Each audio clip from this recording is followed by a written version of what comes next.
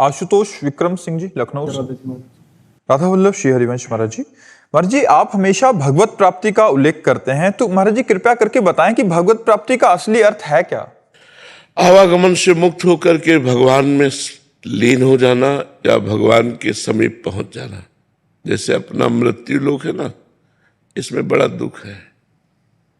ये जन्म मरण, लाभ हानि, सुख दुख, इसमें दुख ही दुख है। जो सुख भी है वो भी दुख रूप है।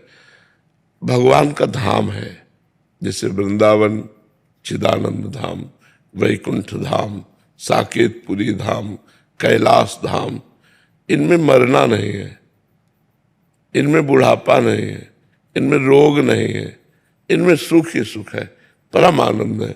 तो हम भजन करके ऐसे लोक में पहुंचे, ऐसे धाम में पहुंचे जहां ऐसा नाशवान शरीर न मिले, अविनाशी शरीर मिले और दिव्य भगवान के नाम रूप लीला गुण का आनंद लेते हुए वहां जीवन हम अनंत काल तक व्यतीत करें।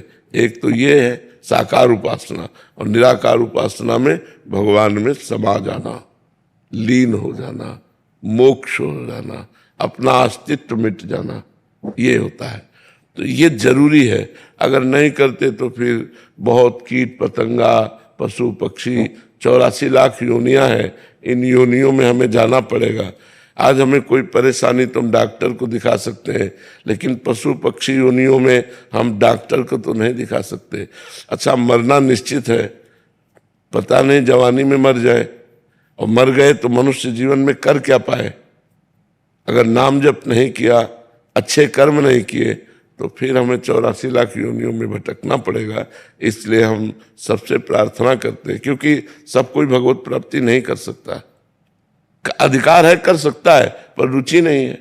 भोगों में इतनी रुचि हो गई है कि अगर भगवान भी चाहे तो वो उसको भोग दे दे, वो याचना करेगा। वो भगवान से नहीं मांगेगा कि आप मिल जाओ या मेरा मोक्ष हो जाए।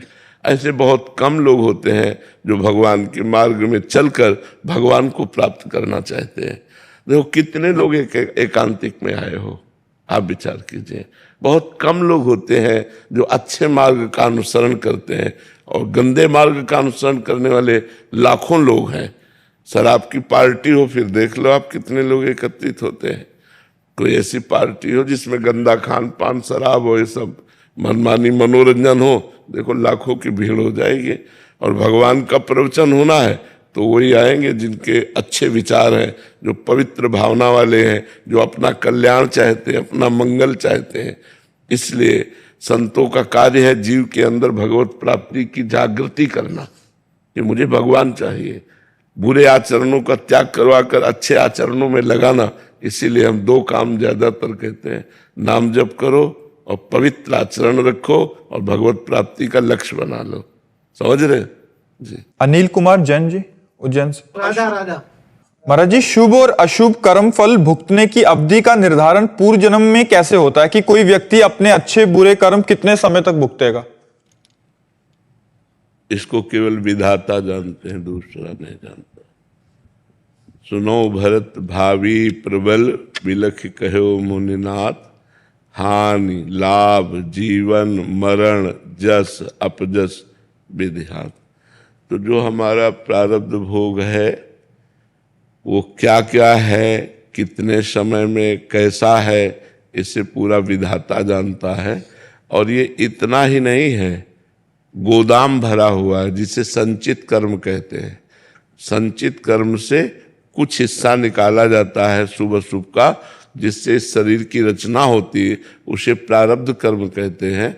और जो नया कर्म किया जाता है उसे क्रियमाण कर्म कहते हैं। तो गोदाम तो अभी पूरा भरा ही है।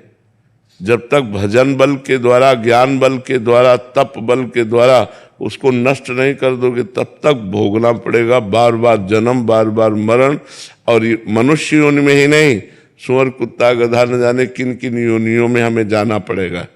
तो इसीलिए मनुष्य योनि की महत्ता है कि हम इस जन्म में इतना भजन करें कि हमारा संचित भस्म हो जाए और प्रारब्ध को भोग लें, और क्रियमाण पवित्र अच्छे आचरण हो और भगवत समर्पित हो, तो हमें इसी जन्म में भगवत प्राप्ति हो जाए। हमारा आवागमन चक्र रुक जाए।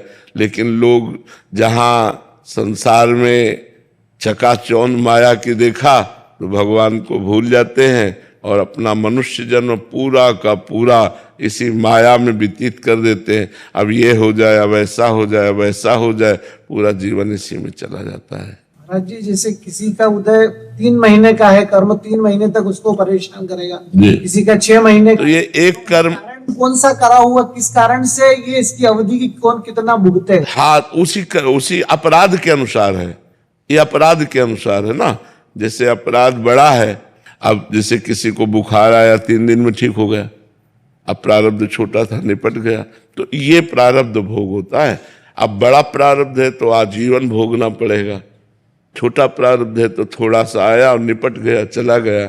अब इसको तो ना हम जानते हैं और न कोई ज्योतिष आचार्य जानेगा, ये ब्रह्मा जी ही जानते हैं, जिन्होंने रचा है कि इसको कितने दिन, क्या कितने मिनट, कहाँ कैसा भोगना होगा, वो वही जानते हैं।